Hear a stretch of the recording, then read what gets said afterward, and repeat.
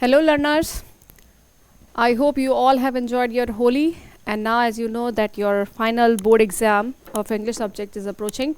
So, I'm going to give you a quick recap of all the poetries in the syllabus, right? So, let's start with the poetry My Mother at 66. So, first, I'm going to tell you about the short summary in the few key points, and then I will tell you theme and important poetic device in the poetry. So let's start with the short summary of the poetry. The poet is driving her aged mother to the airport. In this poetry, you all know that poet is going to the airport with her mother, and she notices her mother's pale and lifeless face, reminding her of her approaching death. That when she saw that her mother has pale face and she is aging, so she reminded that this pain of separation, that fear of separation which was in her since her childhood. The poet feels pain and fear of losing her mother, but hide it with a smile. It why she smiles, that's an important line given in the last line in the poetry. She smiles and smiles and smiles. Then why she expresses her smile three times in the word given in the poetry. She was hiding her pain. She was hiding her fear of separation from her mother. She did not know she would meet her mother in the future or not. Right. So now we are moving towards the theme. One, just look at the board. Aging and mortality. Right.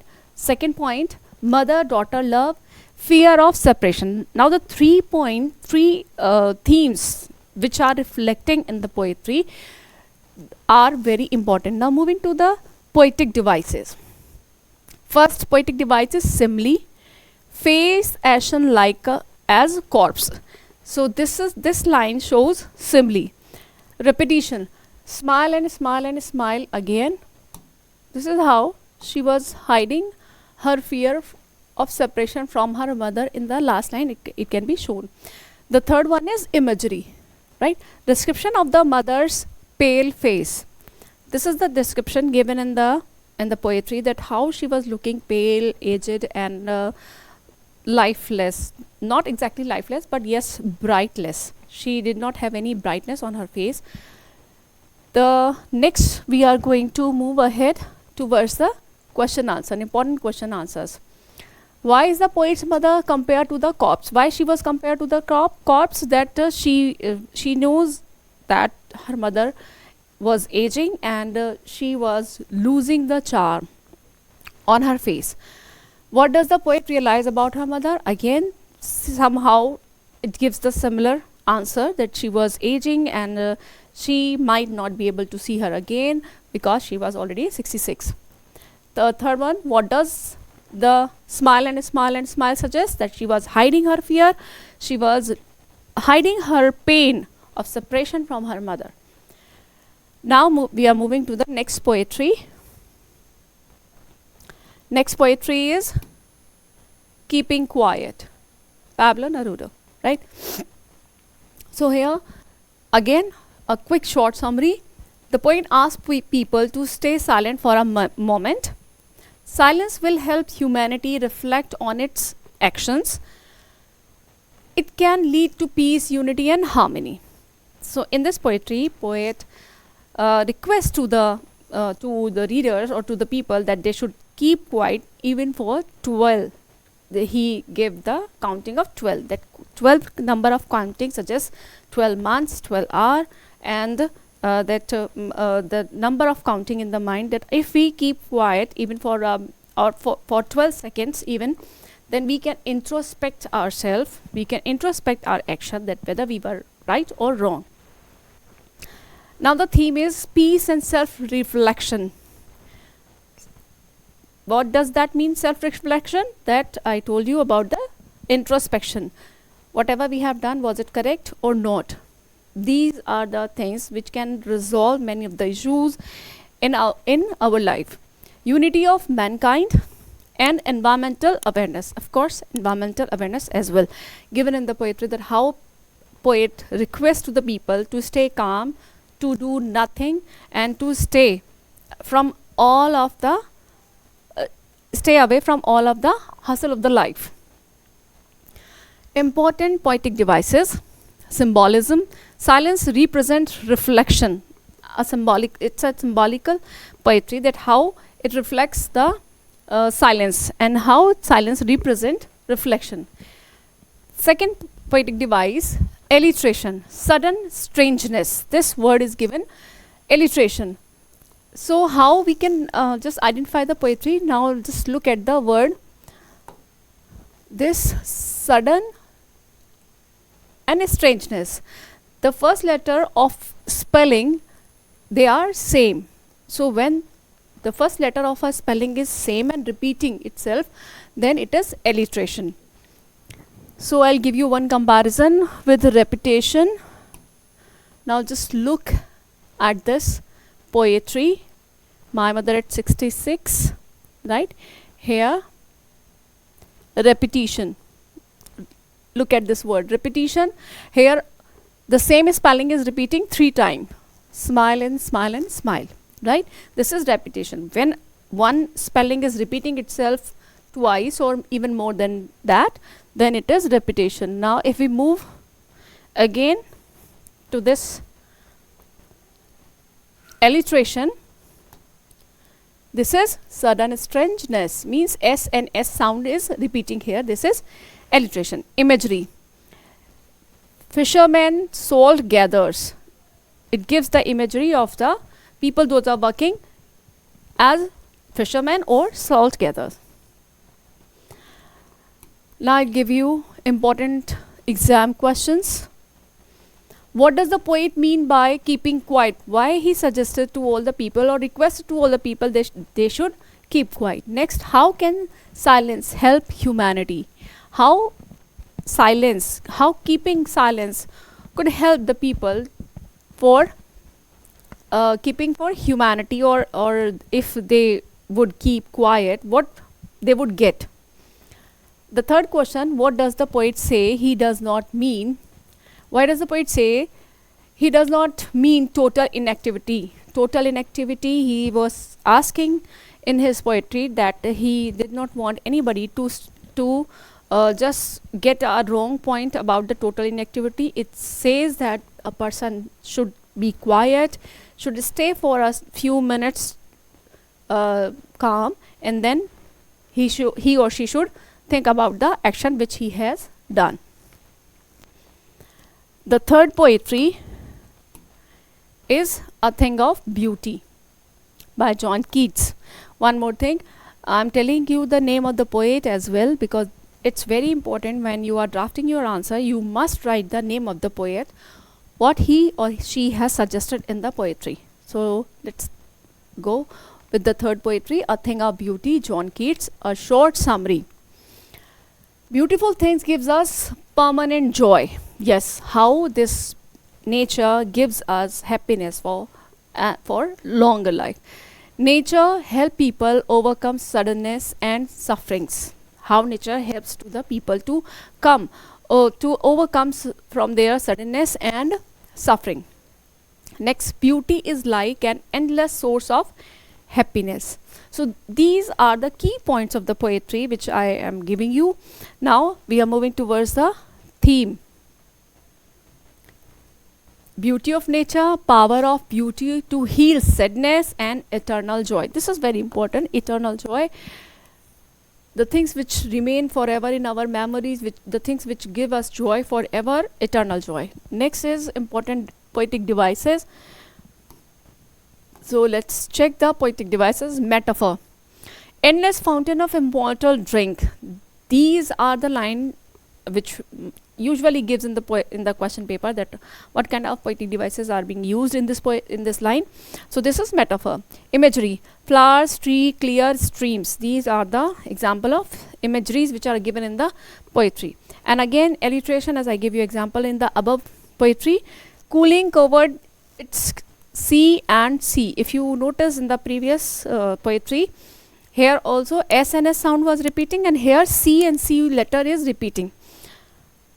Move to the next. That is important question. Why is a thing of beauty, a joy forever. Why? It's poet says that a thing of beauty is joy forever because it is eternal. It gives you that calmness and it's a source of joy for someone. Next, how does nature remove sadness? How does nature remove sadness? This is a question which board asks you, that why we say, or why poet says that how nature removes sadness. Number third is what images of beauty are mentioned in the poem. So what kind of image of beauty are mentioned in the natural beauty, right? And of course, as you can see here, flowers, tree, clear stream, these are the imageries which are given in the poetry, and how it heals to the people to overcome from their sadness. Next, now we are moving to the next poetry, that is Roadside Stand, Robert Frost. Yes, very short summary. Poor villagers built a roadside stand to sell goods. Second point, they hope rich city people will buy something. And number third is, but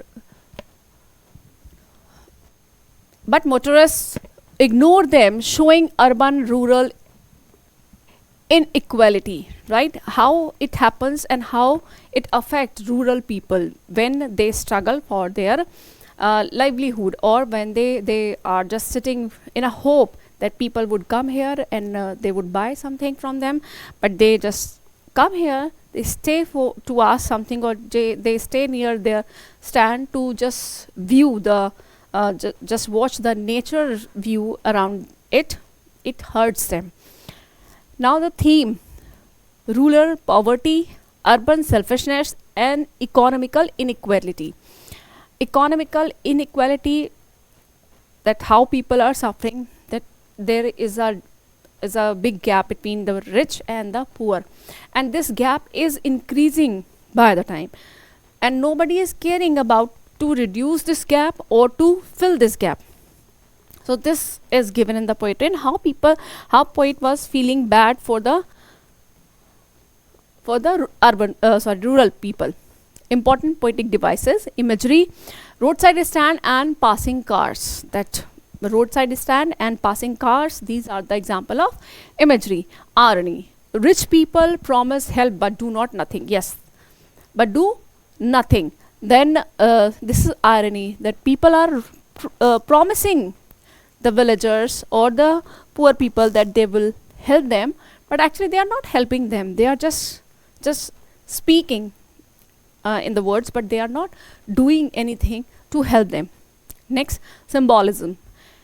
Again, this symbolism: roadside stand represent rural struggle, that how people are struggling to earn something from these roadside stand. Important questions: why do villagers set up a roadside stand? Why they set up a roadside stand? To in a hope that they could earn something.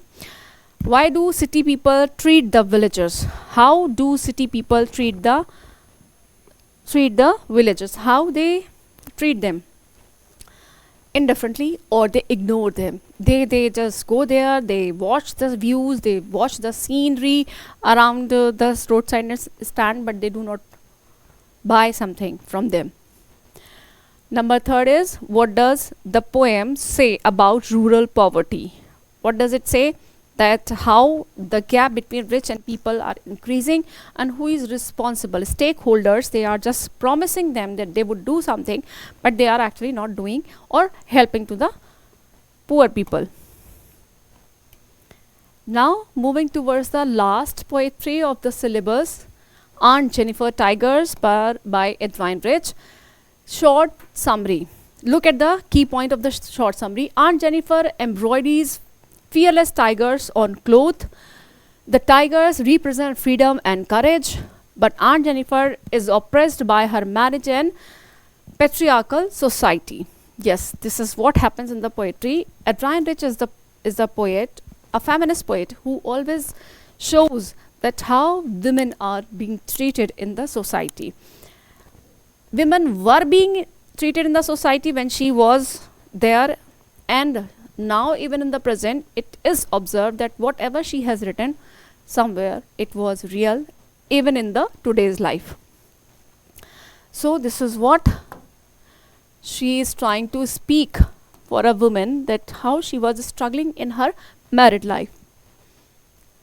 Why she has embroidered tigers to show her what she wanted to show in the that panel where she has embroidered the tiger. She wanted to show her desire to be free. She wanted to show her hope to be to get freedom and her power, of course. So now moving towards the theme, that is women oppression, that how women oppressed in the society. Desire for freedom, that is important, desire for freedom. And the third one is patriarchal domination. So how Aunt Jennifer was struggling for especially these 2 points. If we talk about desire for freedom, she wanted to be free in her life but she was not, and patriarchal domination, it was reflecting in the poetry that how she was dominated by her husband and she was completely oppressed in this marriage. Important poetic devices, symbolism. Tiger represents strength and freedom. Yes, it's a symbolical poetry where tiger represent the strength and freedom. Imagery, bright fearless tigers, and contrast, strong tigers versus weak Aunt Jennifer. So these are the three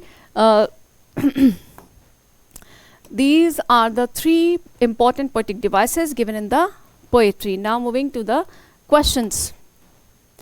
What do the tigers symbolize? Power and strength, desire for freedom. Why do Aunt Jennifer's hands tremble? Why her fingers were trembling? Her fingers were not able to pull down the ivory needle. That she was dominated by the marriage, right? And she was oppressed, right? What will happen to the tigers after Aunt Jennifer's death? What will happen? They would show the power and strength. They would enjoy their freedom in the panel where she has decorated them or she has embroidered them, right? So this was how she was describing her power, her freedom for desire through the tigers. Okay, so these are the poetries which I have explained you, and I hope that all the concept given in the poetry, including all the poetic devices being explained here. If you have any doubt, you can contact to your teacher. Thank you and have a nice day. Do your best in your exam. Best of luck, everyone. Enjoy.